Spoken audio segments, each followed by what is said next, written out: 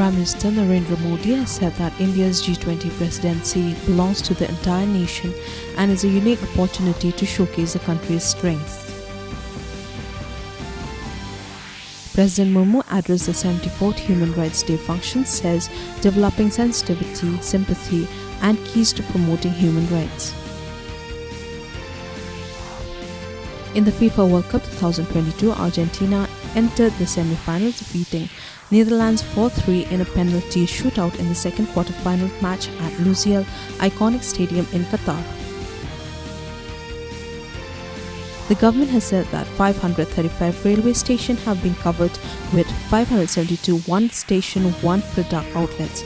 Railway Minister Ashwini Vaishnaw said this is a written reply to a question in Rajya Sabha yesterday.